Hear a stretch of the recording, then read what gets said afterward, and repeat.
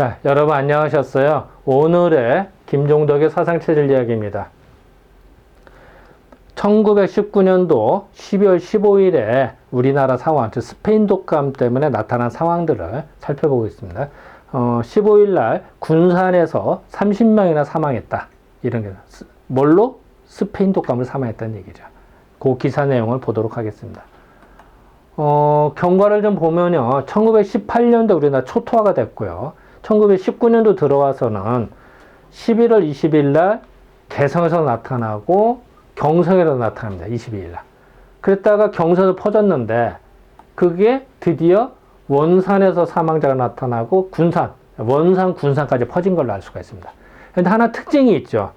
자, 개성, 서울, 원산, 군산 다 항구를 끼고 있고 물동량이 많은 동네입니다.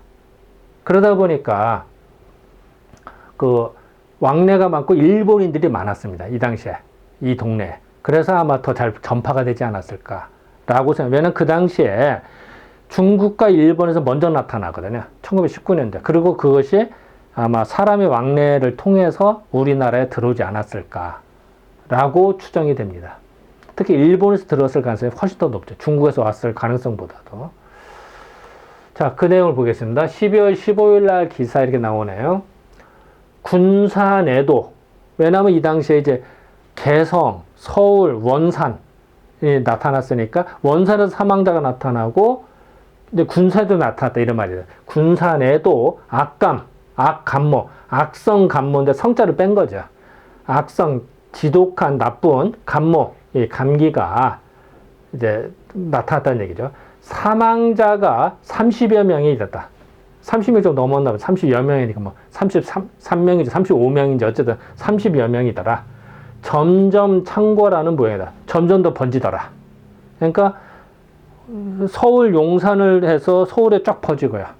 그런 다음에 원산, 군산에 퍼졌다. 이런 얘기입니다. 그러니까 긴장 안 할 수가 없죠.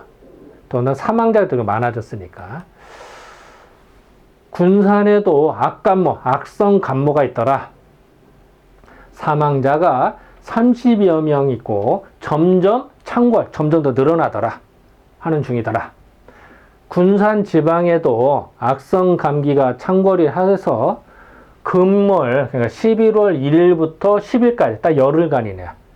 12월 1일부터 10일까지 사이에 12월 1일부터 10일 열흘 사이에 사망자가 30이다. 아까는 30여 명이고 30이네요. 도대체 어디다 장단을 맞춰야 돼? 이게 숫자 차이는 꽤 크건데 30명인지 35명인지 헷갈리잖아요. 근데 어쨌든 타이틀과는 달라요. 일단은 그대로 직역을 했습니다. 사망자가 30에 달하여서 매일 평균 3명 이상, 아마도 30여 명이라고 해야 될 것 같은데, 근데 뭐 정확히 모르는 거죠. 그래서 매일 평균 3명 이상이 되는 바가 거번이 지난번이라는 얘기입니다. 지난번 호역은 콜레라입니다. 콜레라로 사망한 사람에 비하면 더 많이 사망한 거다. 콜레라로 사망한 사람보다 스페인 독감으로 사망한 사람 훨씬 더 많더라. 그리고 되게 콜레라 같은 경우는 이제 더울 때 물이 오염이 돼서 나타나는 수인성 질환이거든요. 이렇게만 나타나는데 날씨가 추워지면 물이 맑아져요. 대부분. 그러니까 수인성 질환이 사라지고 근데 콜레라가 사라지고 그 다음에 이제 독감이 오는 거죠. 이게 이제 하나의 패턴입니다. 지금은 이제 콜레라가 아직도 있긴 있습니다. 거의 사라졌죠, 이제는. 물이 다, 물도, 상하수도도 좋고, 시설이 좋고 했다 보니까. 그래서 지금도 오히려 각호는 각 집이라는 얘기입니다. 각각의 집에 2, 3명씩, 2 내지 3명씩의 환자가 신음을 다 알아두었다는 얘기죠. 알아두은 중이다. 근데 각 집이 10명 있는 집도 있고, 5명 집안도 있고, 20명 집안도 있을 거 아니에요. 그냥 사실 애매하죠, 이런 표현도. 그래서 어쨌든 각 집에 2, 3명씩이라니까, 어쨌든 그 군산 각지가 다 퍼졌다. 이거는 분명한 얘기죠. 어쨌든 이렇게 끙끙 앓고 있는 중이다. 내용 간단하면 여기까지입니다. 이제 옛날 군산 사진인데, 이런 이제 군산에 사실은 이제 일본인들이 많이 왔어요. 그래서 군산에 이제 쌀이라든지 이제 무역이 많이, 배들이 많이 왔다 갔다 했기 때문에 이제 일본인 거주지들이 많았습니다. 이 당시에. 그래서 아마 그래서 전파되지 않았을까라고 추정입니다. 일단 군산 상황을 좀 보면요. 그 전에 1년 전 1918년도에 10월달 이러면 거주민의 2할 이상이 누웠다. 그리고 관공서, 공장, 상점, 업무가 지장. 이게 이제 사람이 다 앞으로 누웠으니까 뭐 할 수가 없는 거예요. 그러니까 업무에 지장이 생겼다. 그런데 다행인 건 죽는 자는 매우 적었다.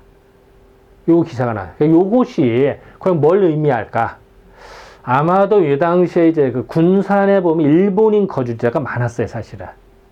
이 당시에. 그래서 그 의료시설이라든지 뭐 이런 혜택을 더 많이 받았기 때문에 아마도 많이는 걸렸지만 빨리 의료 혜택을 받아서 죽는 경우까지는 좀 덜했다라고 추정을 합니다. 근데 이거 추정이지 이것도 정확한 건 아닙니다. 일단 이제 그렇게 다른 지역에 비해서 여기가 왜 사망자가 적을까? 의료시설이 잘 돼 있기 때문에 상대적으로 이렇게 추정이 됩니다.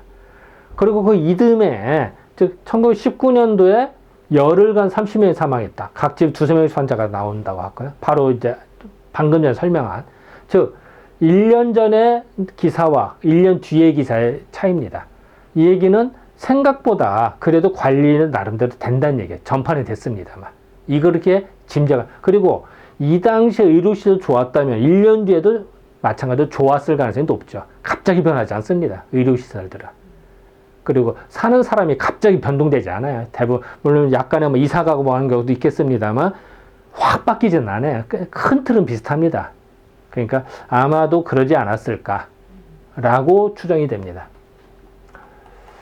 어쨌든 이렇게 일본은 거주자들 이렇게 있었던 거예요. 물론 이제 거의 뭐, 어쨌든. 자, 고차를 보겠습니다.